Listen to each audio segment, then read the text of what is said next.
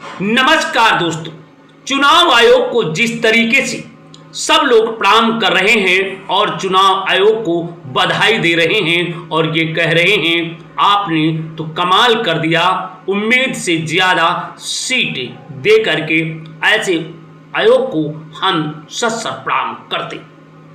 एक व्यक्ति ने फेसबुक पर बड़ी बारीकी से कमेंट किया है कि चुनाव आयोग पूरा पहले से ही सेटिंग करता है और फिर किस तरीके से किसको कितनी सीटें मिलनी चाहिए ये पूरा स्क्रिप्ट तैयार हो जाती है और फिर उसी पर आगे खेला होता है। ये मेरा आरोप नहीं है। सोशल मीडिया पर तमाम कमेंट, सोशल मीडिया पर तमाम वीडियो, सोशल मीडिया पर तमाम तरीके के किए जा रहे कटाक्षों को अब तक टीवी न्यूज चैनल आपके सामने पेश कर रहा है। पहला प्रश्न, ये बहुजन समाज पार्टी के एक वरिष्ठ नेता ने सोशल मीडिया पर बताया कि बहुजन समाज पार्टी के प्रत्याशी को हराने के लिए कई बार रिकाउंटिंग कराना पड़ा और तब जाकर के बहुजन समाज पार्टी का नेता विजयी हुआ। अब जरा देखिए, और एक नहीं कई बार उसे बार बार जब अकाउंट कराया गया, बार बार जब उसे गिनती कराई गई, तब जाकर के बसपा का एक विधायक को विजयी मिली। अब जरा देखिए, चुनाव आयोग का सारा सिस्टम यदि सही होता तो शायद बार बार उसकी गिनती कराना उचित नहीं था, और उचित था तो फिर गलती कहां से हो रही थी।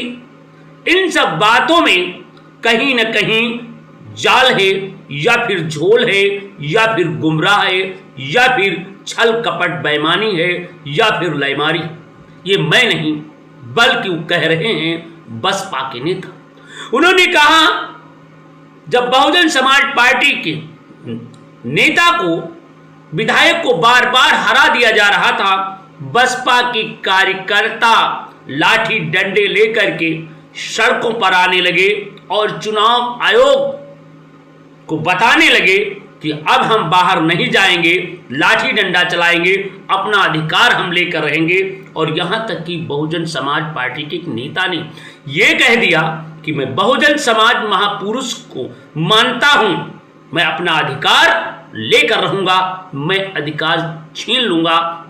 और फिर चुनाव आयोग अंत में बड़ी कई बार गिनती कराने के बाद उसे विजयी घोषित किया। ये मैं नहीं कह रहा हूं, ये एक व्यक्ति सोशल मीडिया पर बहुजन समाज पार्टी के नेता ने कहा। अब जरा देखिए, जरा गौर करिए, उन्होंने ये भी कहा कि जो विपक्ष है, जो अन्य दल हैं, वो भाग जाते हैं, पूंछ दबा लेते हैं, चुनाव आयोग के सामने डट नहीं पाते हैं, क्योंकि चुनाव आयोग डराता है, चुनाव आयोग डराता है, सरकार डराती है, पुलिस भी डराती है, प्रशासन डराता है कि भाग जाओ, और मगर यदि आप लड़ गए तो निश्चित रूप से अपना हक पा गए।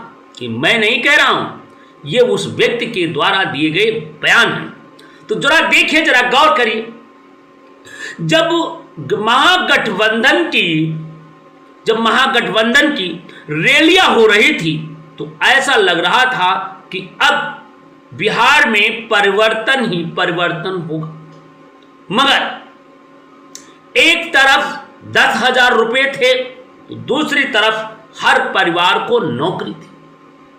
एक तरफ जंगल राज था तो दूसरी तरफ सुशासन था। एक तरफ बिना पैसे के लोग दौड़ रहे थे, एक तरफ बाहुबल सरकार और पैसा था। लड़ाई मैदान में थी और जन समूह साथ में था। परंतु होता क्या, ढाक के 3 पर चुनाव आयोग पर तमाम आरोप लगे और चुनाव आयोग से बार बार विपक्ष पूछता रहा, विपक्ष चिट्ठी पत्री देता रहा, और फिर क्या हुआ, वही हुआ जो नहीं होना चाहिए। किसी सज्जन ने चुनाव के जो एग्जिट पोल दिखा रहे थे, उस एग्जिट पोल में उन्होंने साबित किया, बताया कि ये नेगेटिव है, दिखाया जा रहा है, क्योंकि इसी पर आगे मतगणना होगी और उन्हीं के अनुसार ये जो सीटें हैं वो जीतेंगी, क्योंकि इसमें परसेंट 2 से 3% वोटों का खेल है, इधर से उधर होगा और चुनाव आयोग की अहम भूमिका होगी। और वहीं पर कुछ नेताओं ने भी पक्ष ने लगाया कि अमित शाह बड़ा खेल खेल रहे हैं, अमित शाह अब कोई ऐसा रास रच रहे हैं जिससे उनकी सरकार यहां बन सके और वो निश्चित रूप से कामयाब हो। मगर ये क्या सही है या गलत है, कृपया कमेंट बॉक्स में जरूर बताइए। जो लोगों का कमेंट है मैंने लिखा, पढ़ा और सुनाया। बने रहिए, देखते रहें आप।